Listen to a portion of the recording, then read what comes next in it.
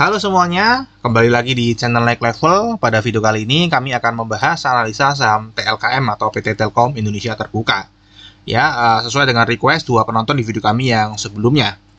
Seperti biasa, isi dari video ini nanti kita akan bahas company profile secara singkat, kemudian fundamental analysis atau kelayakan perusahaan dan harga sahamnya. Kemudian dari sisi seasonality, bulan terbaik untuk membeli saham ini. Kemudian dari sisi bandarmologi, akumulasi atau distribusi.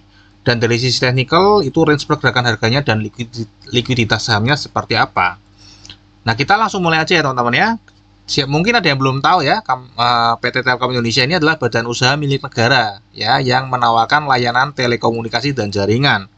Ini sudah menjadi Persero per 1 Mei 91 dan memiliki 13 anak perusahaan dan 25 cucu perusahaan. Jadi ini cukup banyak ya anak usahanya.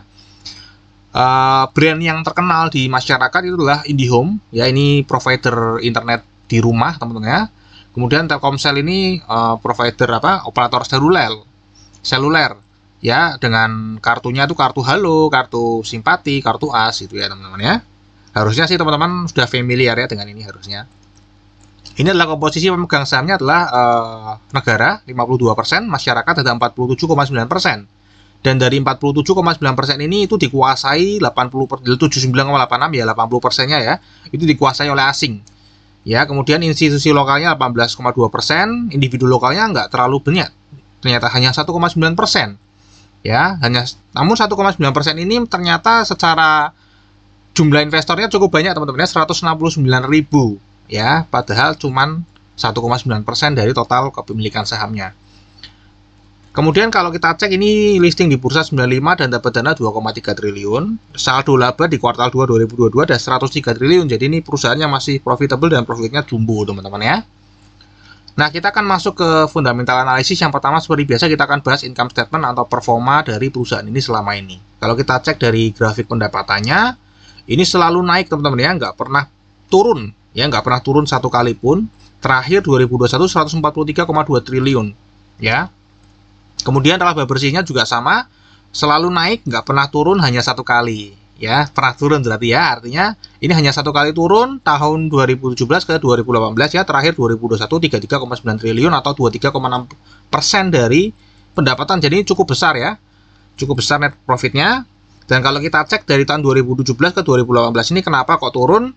Karena beban operasinya tumbuh. Kenapa kok beban operasi tumbuh? Karena ada investasi pembangunan infrastruktur baik mobile maupun fixed line. Jadi pembangunan infrastruktur itu ya membangun menara atau biasa disebut BTS ya, menara pemancar sinyal lah ya, sederhananya itu. Dan itu kalau misalnya membangun itu kan biasanya kan nggak serta-merta langsung penuh ya isinya atau penggunanya di area yang baru tersebut. Nah itu, tapi kan listrik sudah jalan, sewa sudah jalan, segala macam, jadi operasionalnya sudah jalan teman-teman ya, walaupun pendapatannya belum menyesuaikan. Namun kalau kita cek ya ini pendapatannya ikut naik ya setelah tadi investasi seperti itu teman-teman ya. Oke, kita cek di tahun 2022 ini teman-teman ya, di kuartal 2 ini sudah close ya teman-teman ya, 36,77 triliun dengan profitnya 9,7 triliun atau 26,3%. Ini naik ya teman-teman ya secara persentase. Dan kalau kita cek di semester satunya 71,98 triliun dan profitnya 17,5 triliun. Sorry ini salah ya, terusnya triliun atau 24,3%. Ya, jadi ini cukup stabil ya secara persentase ya. Dan kalau kita cek di semester 1 2021 sebelumnya 69,48 triliun dengan net profitnya 16,92 triliun. Ya, jadi ini sama nih. Jadi ini secara persentase stabil teman-teman ya. Dengan seiringnya meningkatnya pendapatan, namun secara persentase netnya ini selalu stabil. Jadi perusahaan yang bagus ya, growth company teman-teman ya. Dan ini naik ya teman-teman ya, naiknya sekitar 3,5% ya dari semester 1, ini juga naiknya 3,5%. Ya, oke, ini dari sisi performance perusahaan, jadi kinerjanya sangat bagus, stabil dan bertumbuh teman-teman ya. Nah, kalau kita cek dari balance sheet-nya, kalau kita cek total asetnya ini juga bertumbuh terus teman-teman ya. Terakhir 275,27 triliun. Ya, dengan liabilitasnya itu adalah 134,59 triliun dan ekuitasnya 140,67 triliun. Nah, kalau kita bandingkan di kuartal 2 2022 ini jumlah ekuitasnya lebih banyak sedikit daripada jumlah liabilitasnya. Jadi ini perusahaan yang resikonya cukup rendah ya, bahkan kalau kami bilang ini sih nggak ada resikonya secara liabilitas karena ini juga BUMN ya teman-teman ya. Tadi ekuitasnya juga lebih tinggi dan ini juga BUMN gitu ya. Jadi saya rasa sih resikonya sangat kecil ya di sini. Kemudian kalau kita cek dari cash flow statement-nya, bagaimana arus kas di perusahaan ini, kita cek dari arus kas aktivitas operasinya selalu positif ya dan selalu bertumbuh. Ya, jadi nggak cuma positif namun selalu bertumbuh juga. Ya, seiring dengan meningkatnya pendapatan dan laba.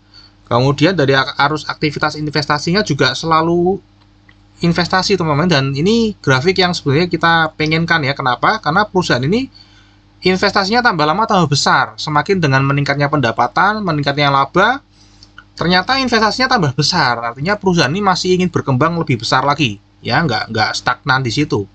Ya, kalau kita cek dari aktivitas pendanaan juga ini cenderungnya adalah membagikan uang, ya, membagikan uang atau membayar hutang. Jadi bukan perusahaan yang tipikal butuh utang gitu ya, atau minta tambahan modal lagi ke investornya. Jadi ini kalau kita cek ya dari arus kasnya ini adalah sangat ideal ya buat sebuah perusahaan yang layak untuk dimiliki tadi ya. Kita juga sudah cek tadi dari kas dan setara kasnya ini juga naik ya teman-teman ya. Selalu positif, jadi ini secara cash flow statement sangat bagus teman-teman ya. Kemudian kita cek dari sisi dividennya tadi, seperti dari arus kasnya ini rutin sekali membagi dividen. Dari tahun 2009 sebenarnya sudah rutin membagi dividen, cuma kita cek dari 2015 saja untuk range-nya di 89 sampai 168. Atau kalau kita beli di harga saat ini ya, harga saat ini kan 45.20 saat video ini dibuat, yield-nya itu akan mendapatkan 1,96 sampai 3,71% per tahun ya. Sebenarnya nggak tinggi teman-teman, tapi lumayan lah kalau misalnya teman-teman memang berniat untuk membeli saham Telkom ini untuk memiliki ya. Memiliki itu artinya nggak akan dijual lagi kecuali kepepet ya, ada kebutuhan mendadak yang nggak mau harus jual saham. Kalau nggak ya bisa diwariskan juga ya, sebenarnya cukup layak ya teman-teman ya. Jadi ini perusahaannya sangat stabil dan bertumbuh, jadi untuk jangka panjang ini sangat cocok sekali, apalagi ada dividen ya.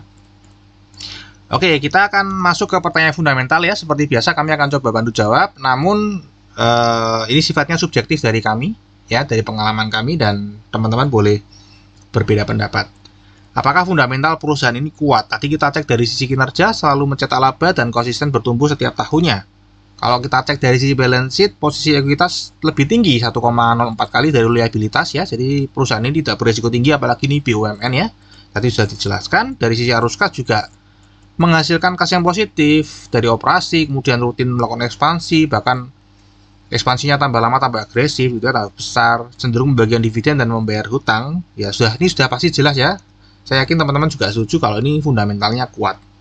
Nah, kalau sudah ketemu perusahaan yang fundamentalnya kuat, apakah langsung beli ya? Kita cek dulu apakah harga yang ditawarkan market saat ini layak untuk dibayar ya, supaya nggak nyangkut juga ya. Kalau teman-teman tujuannya untuk mencari capital gain ya, tentu saja menghindari nyangkut. Tapi kalau tujuannya mau investasi jangka panjang, harganya turun malah senang ya, bisa beli di harga bawah. Oke, kita akan jawab pertanyaan ini ya. Kalau kita cek dari price to book value annual-nya ya, ternyata Telkom ini pernah dihargai di price to book value 4,8 loh.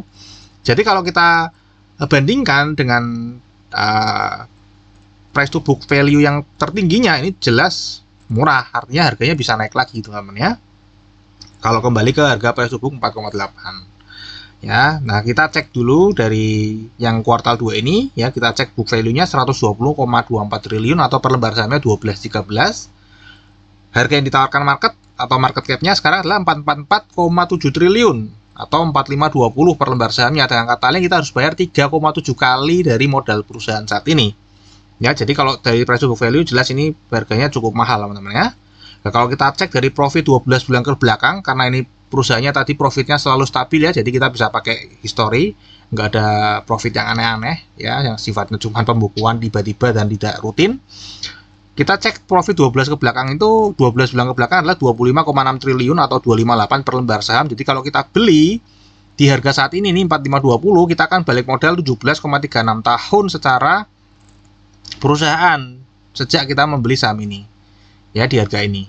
Jadi kalau menurut ini sih mahal juga ya, 17,36 tahun ini bukan waktu yang singkat, jadi cukup mahal. Dan kalau kita cek dari dividennya, yield-nya juga nggak terlalu tinggi-tinggi amat, karena nggak sampai 5%. Jadi menurut kami ya, sesuai dengan data ini, menurut kami ini harganya tidak layak untuk dibayar. Ya, namun sekali lagi, tidak layak untuk dibayar, bukan berarti harganya nggak bisa naik lagi. Bisa saja naik lagi ke price to book value 4,8. Namun kalau misalnya turun lagi itu bisa. Kenapa? Kalau kita cek dari price to book value standard deviation-nya, ternyata harga saat ini adalah harga wajarnya rata-rata di 10 tahun ke belakang. Artinya potensi untuk naik ada, potensi untuk turun juga sama.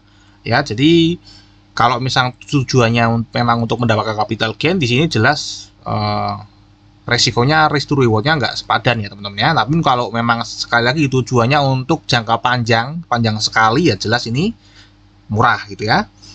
Oke, ini dari pertanyaan fundamental yang coba kami jawab ya. Jadi perusahaannya fundamental sangat baik, namun harganya tidak layak untuk saat ini ya. Mungkin kalau misalnya terjadi market crash atau ada masalah apa di mana IHSG langsung anjlok sangat dalam, maka Telkom ini bisa menjadi salah satu saham yang bisa diincar gitu ya. Jadi menunggu momen-momen seperti itu.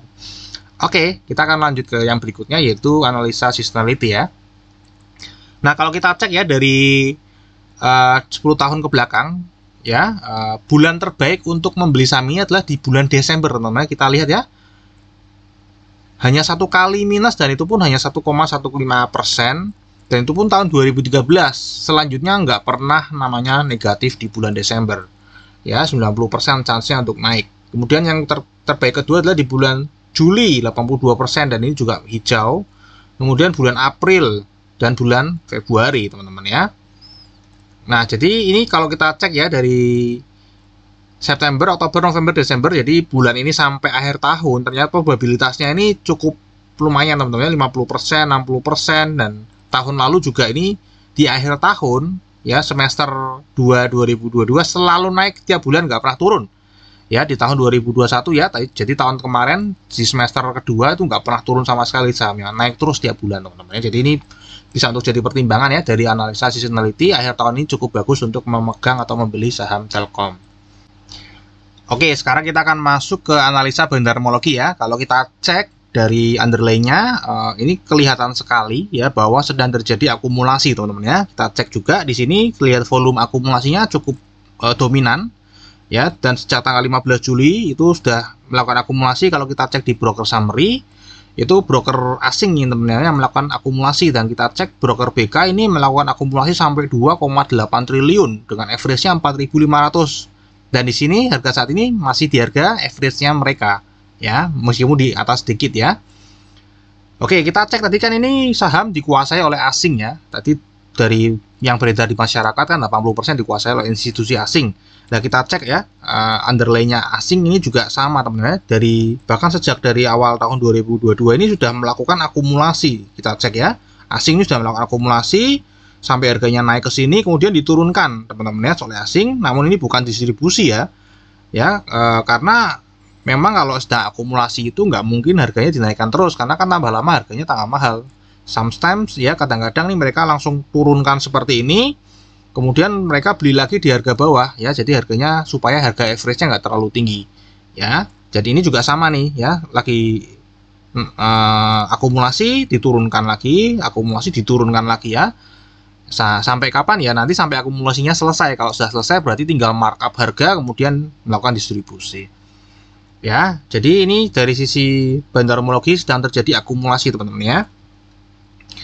Oke, kita cek dari sisi teknikalnya. Kalau kita cek dari sisi teknikalnya memang sedang terjadi uptrend ya teman-teman ya. Dulu bahkan untuk menembus garis MA50 aja itu nggak pernah bisa ya. Jadi trennya cukup bagus nih, 45 derajat. Namun ya, setelah cukup banyak melakukan akumulasi, harga diturunkan ya, harga diturunkan sampai menembus MA200, kemudian tapi dia mantul lagi dari MA200 teman-teman ya, dan melanjutkan lagi ya. Kemungkinan ini range-nya akan bergerak di 4.400 ya, jadi bisa saja diturunkan lagi sampai 4150, diturunkan lagi untuk akumulasi, namun pada akhirnya dia akan tetap naik lagi teman-teman ya, dan bisa saja menembus ke 4.800. Oke, jadi ini range pergerakan harganya seperti ini teman-teman ya. Nah, kalau kita cek dari likuiditas saham per harinya, ini per hari diperdagangkan 169,2 juta lembar saham, atau kalau kita kalikan dengan harga saat ini ya, sehari itu 764,7 miliar. Jadi cukup liquid ya teman-teman, sangat liquid, bukan cukup liquid ya untuk saham Telkom ini. Oke, mungkin dari Kami itu aja, semoga video ini bisa bermanfaat buat teman-teman ya. Terima kasih sudah menonton video ini sampai habis dan dukung channel ini dengan subscribe, like, dan share. Sampai jumpa pada video kami yang berikutnya.